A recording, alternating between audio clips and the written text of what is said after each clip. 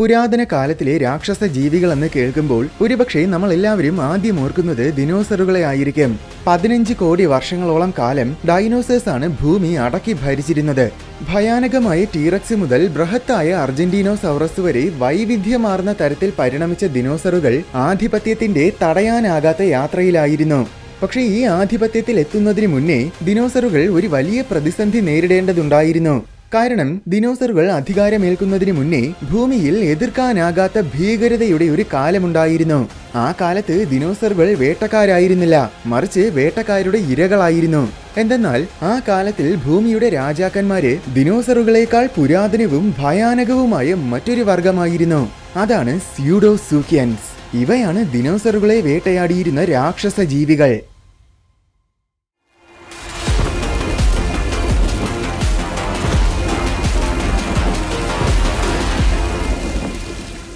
ഏകദേശം 25 കോടി വർഷങ്ങൾക്ക് മുൻപ് ആർക്കോസോർസ് എന്നൊരു വിഭാഗം ഉരക ജീവികൾ പ്രധാനമായും 2 ഗ്രൂപ്പുകളായി പിരിഞ്ഞു. ഒന്നാമത്തേത് ഓർണിത്തോഡിറ. ദിനോസറുകൾ, ടെറോസോറുകൾ, പക്ഷികൾ, ഡൈനോസോറോമോർസ് എന്നീ ജീവികളാണ് ഓർണിത്തോഡിറ ഗ്രൂപ്പിൽ പരിണമിച്ചത്. രണ്ടാമത്തെ ഗ്രൂപ്പാണ് സ്യൂഡോസൂക്കിയ.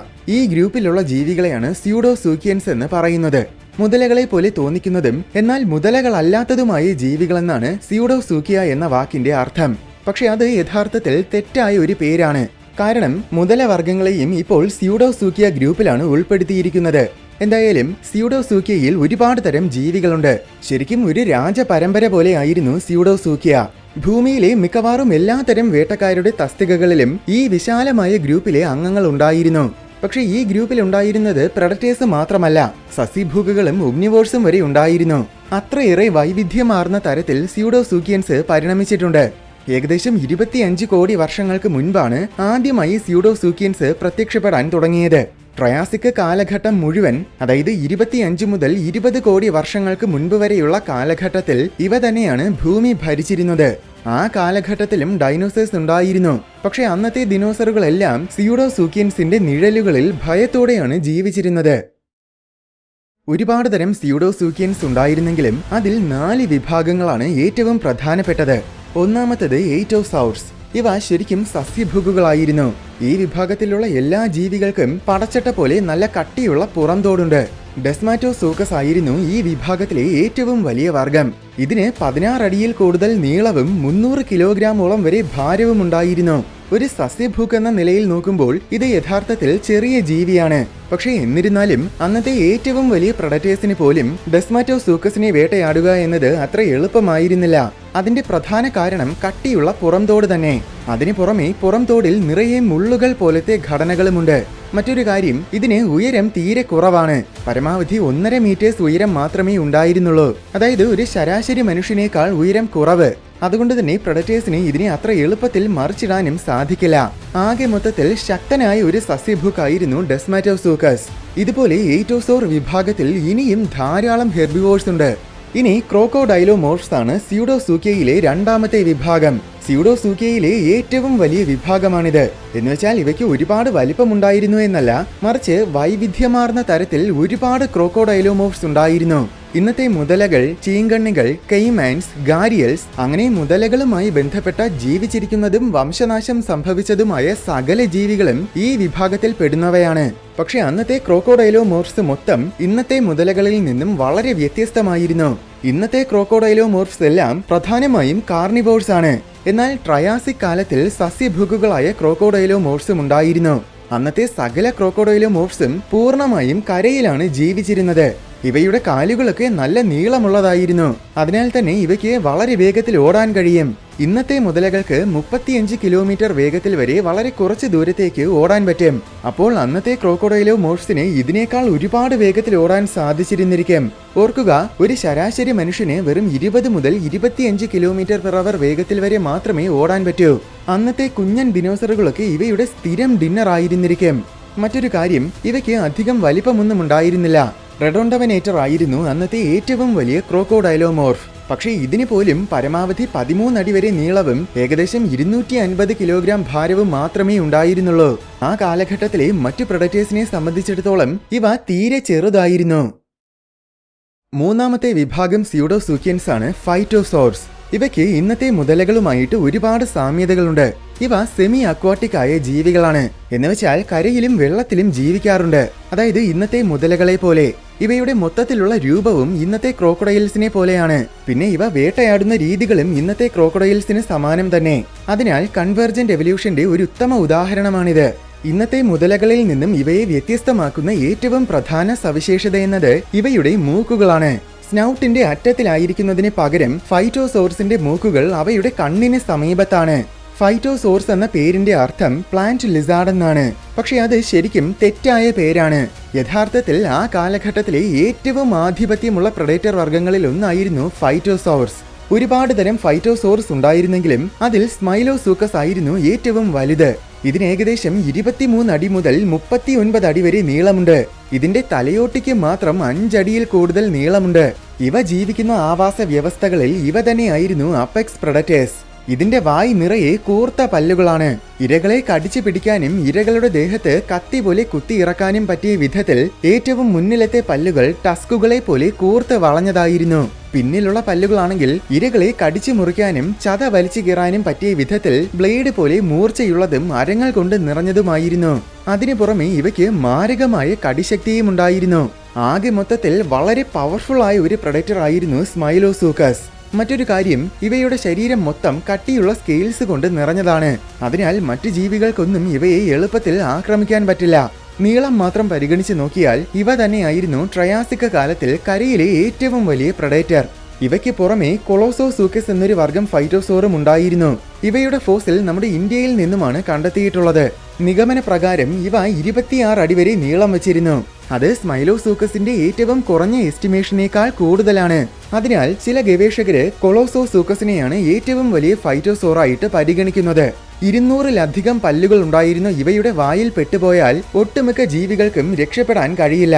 ടസ്ക് പോലെയുള്ള മുന്നിലത്തെ പല്ലുകളും ബ്ലേഡ് പോലെയുള്ള പിന്നിലത്തെ പല്ലുകളും ഉപയോഗിച്ച് പിടിക്കുന്ന ഇരകളെ ഇവ നിഷ്പ്രയാസം കടിച്ചു കീറും. അന്നത്തെ ജീവികളുടെയൊക്കെ ഒരു പേടി സ്വപ്നം തന്നെ ആയിരുന്നിരിക്കും ഇത്. പക്ഷേ ഫൈറ്റോസോർസും അന്നത്തെ ശരിക്കുമുള്ള രാജാക്കന്മാരായിരുന്നില്ല. ഇവയേക്കാൾ മാരകമായ മറ്റൊരു വിഭാഗം രാക്ഷസ ജീവികൾ ഉണ്ടായിരുന്നു. സ്യൂഡോസൂക്കിയൻസിലെ 4ാമത്തെ വിഭാഗമാണ് റൗയിസൂക്കിയൻസ്. ഇവയായിരുന്നു ആ കാലഘട്ടത്തിൽ ലോകം ഭരിച്ചിരുന്ന യഥാർത്ഥ അപെക്സ് പ്രഡറ്റേഴ്സ്. ദിനോസറുകളാണ് ഭൂമി കണ്ടിട്ടുള്ളതിൽ വെച്ച് കരയിലെ ഏറ്റവും വലിയ പ്രഡറ്റേഴ്സ്. അത് കഴിഞ്ഞാൽ പിന്നെ 2ാം സ്ഥാനം റൗയിസൂക്കിയൻസിനാണ്. ഒട്ടുമിക്ക റൗയിസൂക്കിയൻസിനും 13 അടി മുതൽ 20 അടി വരെ നീളമുണ്ടായിരുന്നു. എന്നുവെച്ച് എല്ലാ റൗയിസൂക്കിയൻസും ഇതുപോലെ ഭീകരമായിരുന്നു എന്നല്ല. തീരെ ചെറിയ വർഗം റൗയിസൂക്കിയൻസും ഉണ്ടായിരുന്നു. അതിനൊരുത്തമ ഉദാഹരണമാണ് ടിക്കിനോസൂക്കസ്. ഇതിന് ഒരു ശരാശരി മനുഷ്യന്റെ പകുതി ഉയരമേ ഉണ്ടായിരുന്നുള്ളൂ. എന്നിരുന്നാലും ഭൂരിപക്ഷം റൗയിസൂക്കിയൻസും വളരെ വലുതായിരുന്നു. സാർക്കോസൂക്കസ് പോലെയുള്ള ചില റൗയിസൂക്കിയൻസിന് 25 അടിയിൽ കൂടുതൽ വലിപ്പമുണ്ടായിരുന്നു. ഓർക്കുക, ഇതുവരെ ഭൂമിയിൽ ഉണ്ടായിട്ടുള്ള ഏറ്റവും വലിയ മാമേലിയൻ പ്രഡറ്ററായ ആൻഡ്രോസാർക്കസിന് ഇതിന്റെ പകുതിയോളം വലിപ്പമേ ഉള്ളൂ. ലോകത്തിലെ എല്ലാ ഭാഗങ്ങളിലേക്കും റൗയിസൂക്കിയൻസ് വ്യാപിച്ചിരുന്നു. അന്ന് കരയിലെ സകല ആവാസ വ്യവസ്ഥകളിലും ഇവ തന്നെയായിരുന്നു ഏറ്റവും വലിയ പ്രഡറ്റേഴ്സ് എന്ന് മാത്രമല്ല, ചില ആവാസ വ്യവസ്ഥകളിൽ ഇവയായിരുന്നു ഏറ്റവും വലിയ മൃഗങ്ങൾ. പ്രത്യേകിച്ച് ട്രയാസിക് കാലത്തിന്റെ തുടക്കത്തിൽ വലിയ ജീവികളൊന്നും തന്നെ അധികമായിട്ടുണ്ടായിരുന്നില്ല. കാരണം ട്രയാസിക് കാലം തുടങ്ങുന്നതിന് തൊട്ടു മുന്നേ മാരകമായ ഒരു മഹാവംശനാശം ഭൂമിയിൽ സംഭവിച്ചിരുന്നു. ട്രയാസിക്കിന് മുന്നേ ഉണ്ടായിരുന്ന വലിയ ജീവികളെല്ലാം ആ വംശനാശത്തിൽ മൺമറഞ്ഞുപോയി. അനന്തരഫലമായി ട്രയാസിക്കിന്റെ തുടക്കത്തിൽ കരയിലെ ഒട്ടുമിക്ക ആവാസ വ്യവസ്ഥകളിലും റൗയിസൂക്കിയൻസ് തന്നെയായിരുന്നു ഏറ്റവും വലിയ ജീവികൾ. ശേഷം ട്രയാസിക്കിന്റെ പകുതി ആയപ്പോഴേക്കും ദിനോസറുകൾ ഉൾപ്പെടെയുള്ള പല ജീവിവർഗങ്ങളും വൈവിധ്യമാർന്ന തരത്തിൽ പരിണമിക്കാൻ തുടങ്ങി. അങ്ങനെ കരയിൽ ഭീമാകാരമായ ജീവികൾ പ്രത്യക്ഷപ്പെട്ടു. ആ കാലത്തിൽ ലെസംസൗറസ് എന്നൊരു ഭീമൻ സൗറോപോഡ് ഡൈനോസർ ഉണ്ടായിരുന്നു. ഇവ ഏതാണ്ട് 40 അടി വരെ നീളവും 10,000 കിലോഗ്രാമോളം ഭാരവും വെച്ചിരുന്നുവെന്നാണ് നിഗമനം. ട്രയാസിക്കിന് ശേഷമുള്ള ജുറാസിക് കാലത്തിലുണ്ടായ സൗറോപോഡ് ദിനോസറുകളെ വെച്ച് നോക്കുമ്പോൾ ലെസംസൗറസ് തീരെ ചെറുതാണെന്ന് പറയേണ്ടി വരും. പക്ഷേ ട്രയാസിക് കാലത്തിൽ ലെസംസൗറസ് ആയിരുന്നു കരയിലെ ഏറ്റവും വലിയ ജീവികൾ. ഇതുപോലെ അന്നുണ്ടായിരുന്ന മറ്റൊരു ജീവിവർഗമാണ് ലിസോവീഷ്യ. പ്രത്യക്ഷത്തിൽ മാമൽസിനെ പോലെ തോന്നുമെങ്കിലും ഇത് സിനാപ്സിഡ് എന്ന വിഭാഗത്തിൽപ്പെടുന്ന ഉരക ജീവിവർഗമാണ്. 15 അടിയോളം നീളവും 9 അടി വരെ ഉയരവും 9,000 കിലോഗ്രാമിൽ കൂടുതൽ ഭാരവും വെച്ചിരുന്ന ഭീമൻ ജീവികളാണിവ. ഇവയും സൗറോപോഡ് ഡൈനോസേഴ്സിനെ പോലെ സസ്യഭൂക്കുകളാണ്. ഭീമാകാരമായ ഈ ജീവികളെ വേട്ടയാടാൻ അന്ന് അതിഭയാനകമായ ഒരു വർഗം റൌയുസൂക്യൻസ് ഉണ്ടായിരുന്നു. അതാണ് ഫസലോസൂക്കസ്. നോർത്ത് വെസ്റ്റേൺ അർജന്റീനയിലാണ് ഇവ ജീവിച്ചിരുന്നത്. ഏറ്റവും ചെറിയ തരം ഫസലോസൂക്കസ് പോലും ആ കാലത്തിലെ മറ്റു പ്രൊഡക്ടേഴ്സിനേക്കാൾ വലുതായിരുന്നു. ഫസലോസൂക്കസ് ടെനക്സ് ആയിരുന്നു ഏറ്റവും വലിയ തരം. ഇതിന് 33 അടിയിൽ കൂടുതൽ നീളവും 4000 കിലോഗ്രാം വരെ ഭാരവും ഉണ്ടായിരുന്നു. താരതമ്യേന പറഞ്ഞാൽ സോൾട്ട് വാട്ടർ ക്രോക്കഡൈലാണ് ഇന്നത്തെ ഏറ്റവും വലിയ മുതലവർഗം. ഒരു മനുഷ്യൻ ഈ മുതലയുടെ മുന്നിൽ വെറും നിസ്സാരമാണ്. പക്ഷേ റെക്കോർഡ് ചെയ്യപ്പെട്ടിട്ടുള്ള ഏറ്റവും വലിയ സോൾട്ട് വാട്ടർ ക്രോക്കഡൈലിന് പോലും ഫസലോസൂക്കസ് ടെനക്സിന്റെ പകുതിയുടെ പകുതി ഭാരമേ ഉണ്ടായിരുന്നുള്ളൂ. അപ്പോൾ ഫസലോസൂക്കസ് ടെനക്സ് എത്രത്തോളം ഭീകരമായിരുന്നുവെന്ന് നമുക്ക് ഊഹിക്കാവുന്നതേയുള്ളൂ. നേരത്തെ പറഞ്ഞ ഭീമൻ ദിനോസറുകളെയും സിനാപ്സിഡുകളെയും എല്ലാം ഈ ഫസലോസൂക്കസ് നിരന്തരമായി വേട്ടയാടിയിട്ടുണ്ടായിരുന്നു. ഇത്രയും വലിയ ജീവികളെ വേട്ടയാടിയിരുന്ന ഈ ജീവിയുടെ മുന്നിൽ ഒരു മനുഷ്യൻ പെട്ടുപോയാൽ നമ്മളൊരു ബിസ്ക്കറ്റ് തിന്നുന്നത് പോലെ അത് ആ മനുഷ്യനെ കടിച്ചു കീറി തിന്നുകളയും. ഇതിന്റെ തലയോട്ടിക്ക് മാത്രം ഏതാണ്ട് ഒരു ശരാശരി മനുഷ്യന്റെ അത്രത്തോളം വലിപ്പമുണ്ട്. ഈ തലയോട്ടി കണ്ടാൽ ഇതൊരു ഡൈനോസർ ആയിരുന്നുവെന്ന് പെട്ടെന്ന് തോന്നും. ഇതിന്റെ വായ് നിറയെ കൂർത്ത് വളഞ്ഞ അരങ്ങൾ കൊണ്ട് നിർമ്മിതമായ പല്ലുകൾ കൊണ്ട് നിറഞ്ഞതാണ്.